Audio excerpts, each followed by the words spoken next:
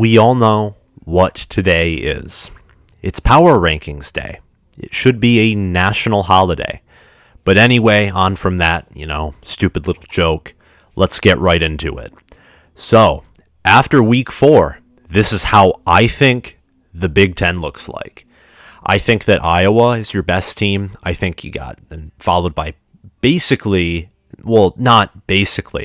followed by the entirety of the Big Ten East, minus Nebraska, and then Indiana after that. Then the entirety of the Big Ten West comes after Indiana, excluding, again, Nebraska and Iowa. The Big Ten West is a mess, but what I'm going to do here is I'm going to discuss each team within probably anywhere from, 30 seconds to a minute is what I'm going to try and do for each team, and just talk about it, and talk about my opinion and what I think. So first and foremost, got the Iowa Hawkeyes. Now, Iowa is a team that has struggled to get more than 300 yards a game and honestly struggles to get, more than 30 points a game. They're not an offensive team. That's not what they're known for. Their defense, on the other hand, is ultra successful, ultra disciplined, near elite. It's what Kirk Ferentz builds his teams on, is just solid old-style football, and it works. And right now, I think they are the best team in the Big Ten. I think they're beating Penn State, who's number 2. I think they're beating them at home. They luckily get to host Penn State, and I think they're going to beat them at Kinnick Stadium. They need to improve on offense. Spencer Petras and Tyler Goodson would help their teams if they stepped up even more. But at some point, you got to wonder if Iowa is one of these teams, like other teams who run similar styles of football, if they're just a solid team, and if their offense doesn't need to improve or be flashy, their solidness is just going to carry them into success. Penn State at number 2. Penn State, honestly, against Villanova, looks like the dream, looks like what people who love the air raid fantasize about. Penn State, I think Clifford had 4 touchdowns, I think maybe over 400 yards of passing through the air. This team is, this is what Mike Yurcich does, again, kind of more of an air raid look. Now, the cost of that, and I know there's Penn State fans who don't like this, you can't run the football. I have looked at Penn State's O-line. It didn't look pretty against Wisconsin. It didn't look pretty in moments against Ball State or Auburn. It just hasn't looked good. And to some of the people who say, well, Penn State's played really solid teams, okay, Villanova and Ball State ain't good compared to Power 5 or even just plain FBS schools. 2, Auburn and Wisconsin have crumbled in one aspect or another. Wisconsin's legitimately crumbled. Auburn just doesn't look as flashy as they did in the first 2 weeks, which is, why would you ever rank a team just because they blew out Akron and Alabama State? It's ridiculous. Bo Nix looks to be possibly benched this week. Penn State's strength of schedule has crumbled, indeed. But despite that bad run game, defense looks good, offense looks good. That's why they maintain the number 2 spot. Michigan did not have a solid game against Rutgers. Granted, Rutgers has improved, but Cade McNamara in the first half looked amazing. I'm like, geez, Rutgers is containing the run, which makes sense, but from how we were passing, it looked like they didn't anticipate we could pass that well. We passed pretty well in the first half, despite, it wasn't more than, I think, 10 passes. But when we did pass, we passed well. And that's the thing with Michigan. That second half can't be had if you're going to be an elite team. You can be that heavy and unbalanced with the run and still be a good team, in my opinion, with Michigan's talent, as long as you can throw efficiently when you have to. That's the question with Michigan.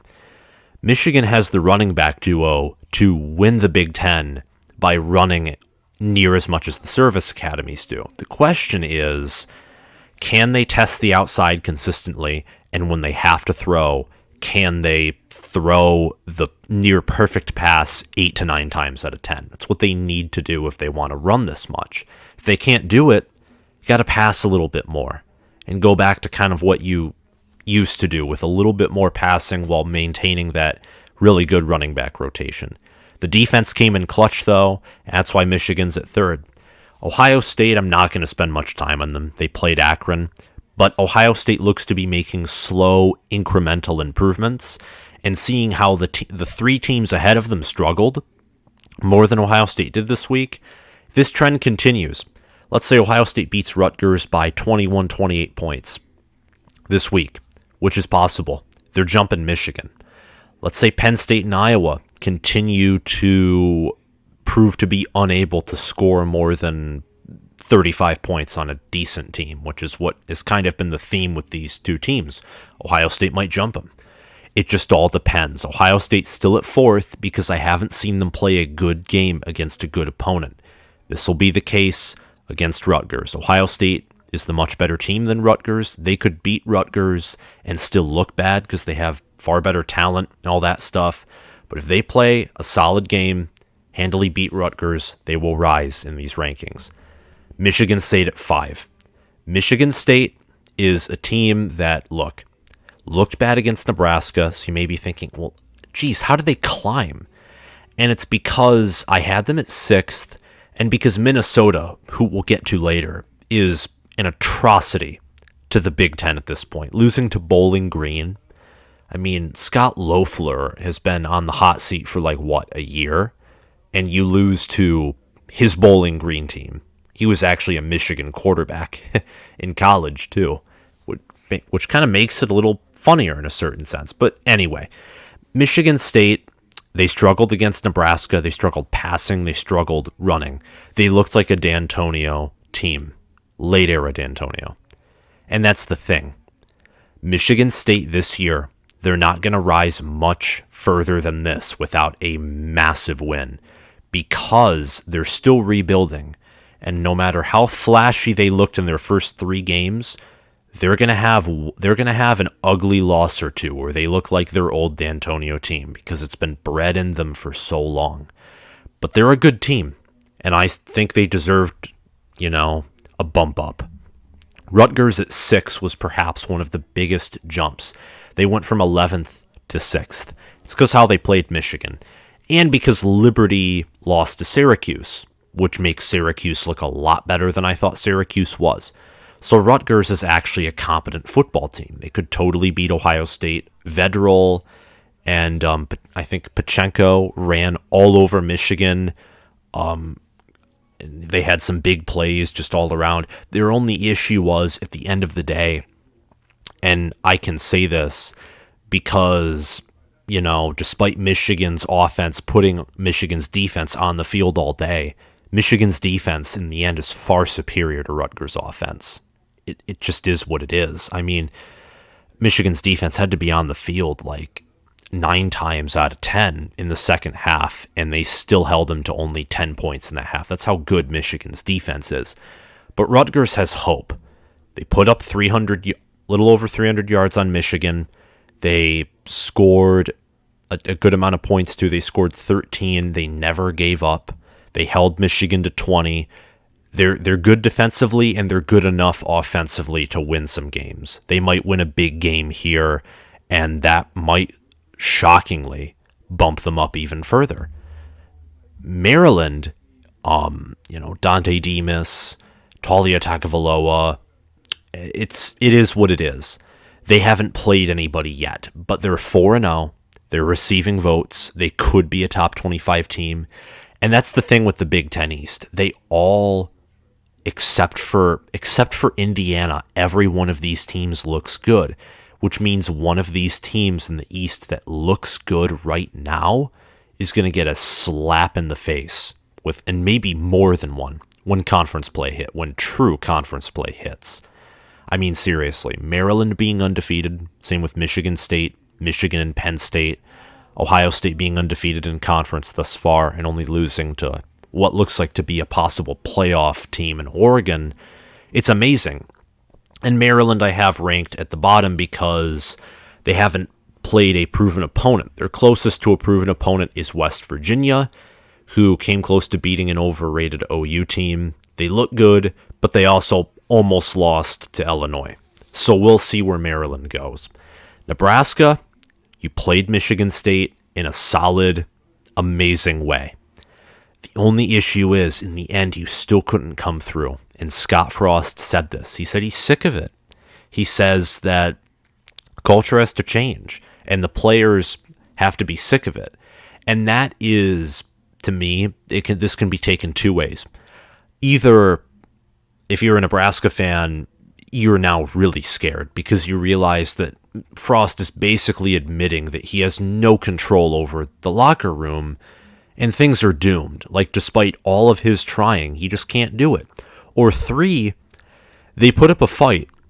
And if you're in the Big Ten West, you now have to watch out because this team proved itself to quite possibly be the second best team in the West, and is now going to take out its rage on the remaining teams in the schedule, which Iowa, Michigan State solid defensively and looked solid offensively.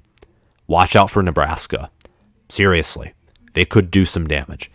Indiana, I don't even want to spend a minute on. I mean, Michael Penix is a mess. This defense is a mess. Allowing 31 to Western Kentucky is a joke and a half. I don't know what to say, and I'm disappointed in this team and Tom Allen, but I have to say at the same time, you know, they're one of the less talented teams in the Big Ten, and everyone was preparing for Indiana too. Like, because they were going to be, some thought they were going to be the team to be again. Their matchup against Penn State will determine, I think, how the rest of their season will play out, to be honest with you. Wisconsin at 10th. Now, you may be thinking, geez, like, I thought Michigan versus Wisconsin was going to be the ultimate test. Are you saying it isn't? And my point is, it is. Basically, if we win this game, there's still hope for the rest of our season, and the second half against Rutgers was more or less a fluke. We lose this game or win on a last-minute field goal, I will be I'll be somewhat concerned at the minimum. Wisconsin does not have an offense. Wisconsin has a running back, and that's it. The running back and their tight end, that's all they have on offense. That's it. Graham Mertz is the equivalent of, I mean, his pocket awareness, and it makes my head hurt watching their offense. Like, I admire Wisconsin, and it got me so mad watching Notre Dame humiliate them and watching Penn State in week 1 humiliate them too. Wisconsin doesn't have an offense. And if you don't have an offense and you don't have a ton of 4 stars or 5 stars, and like you know the deal, you won't survive. You won't survive against any decent team. Notre Dame they're not a top 15 team despite what the rankings say, and they shredded Wisconsin. Wisconsin is not a top 25 team. They might struggle to go bowling this year. Not even kidding you with how bad their offense is. Purdue is in an interesting spot. They only rose once because they beat Illinois, who I moved down to the worst team. But they're 3-1, 1-0 in conference. And seeing Minnesota play so bad, seeing Illinois and Northwestern obviously being the 2 worst in the conference, Purdue, if we assume they beat the bottom 3 teams, Jeff Brom goes bowling. You assume they can possibly upset Wisconsin or beat Indiana. Holy crap, we're talking about an 8 regular season win total. Like, what is this? Purdue has an opportunity here. And they have the quarterback, and they have some wide receivers too. So, yeah, Purdue, I'm not, like, obviously obsessed about this team, nor do I have the greatest amount of knowledge. I think Jack Plummer is their starter, correct me if I'm wrong, but Purdue is an opportunity here. And I've said in previous videos they're not the most talented team. I think I once even said they were talentless in kind of a knock on them. And they're not very talented, but they're not talentless. I was wrong in saying that like months ago. And now they actually have an opportunity to finish possibly with an 8 or 9 win season, depending on how things play out. Minnesota, on the other hand, is a disaster. Don't even want to talk about them for longer than I have to. Minnesota, you had Tanner Morgan, you have Potts, you have Chris Autman-Bell. And granted, Ibrahim being out, I mean, people thought that could have killed their season, and indeed it did. That killed their season.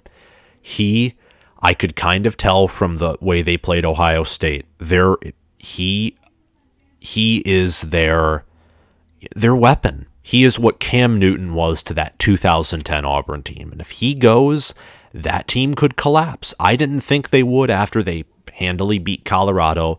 Miami, Ohio kind of sketched me out, but I just said, hey, it's week 2. It's shaky.